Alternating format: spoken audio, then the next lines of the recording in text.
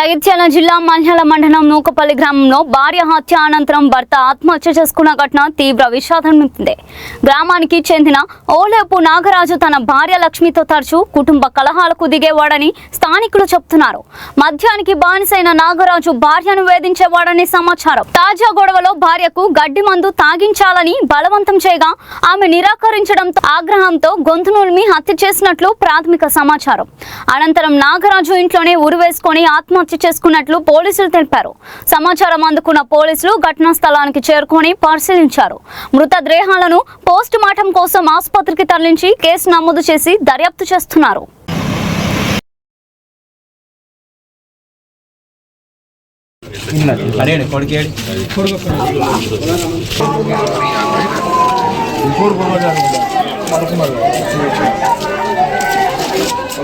గొడవ అంటారు అమ్మారా మళ్ళీ పెట్టుకోవాలి.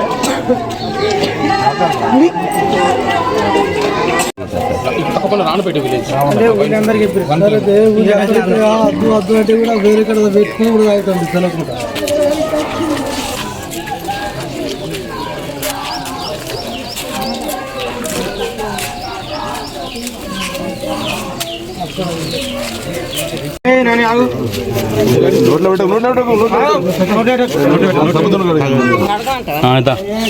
ఫస్ట్ నెత్తికి అడిగి చేతులు కడుగు.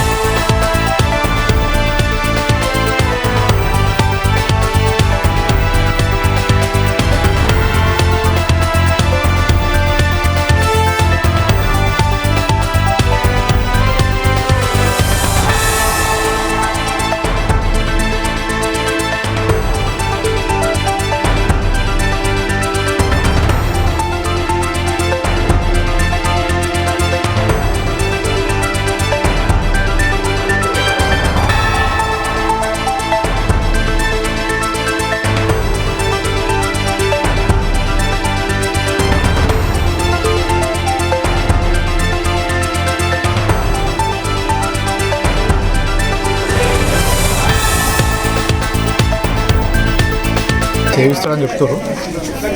అందులో భాగంగా నిన్న కూడా కొంచెం మద్యం సేవించి వచ్చిండు. దాని విషయంలో భార్యాభర్తల మధ్య గొడవ జరిగింది. గొడవ జరిగిన తర్వాత అతను తన వెంట తెచ్చుకున్న ఒక గడ్డి మందు ప్యాకెట్ను కూడా ఇంట్లో దొరికింది. మేము సెర్చ్ చేస్తే అది కూడా తను తాగడానికి ప్రయత్నం చేయగా భార్య వారించింది.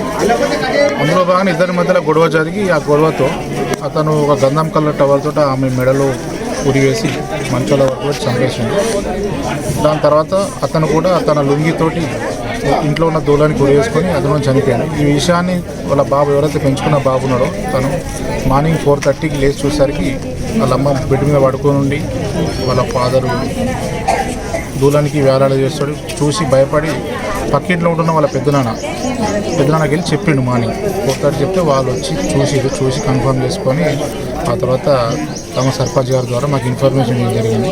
దాంతో నేను మా ఎస్ఐ గారు వచ్చి కేసు నమోదు చేసుకుని దర్యాప్తు చేస్తున్నాం. నూకపల్లి గ్రామం అది.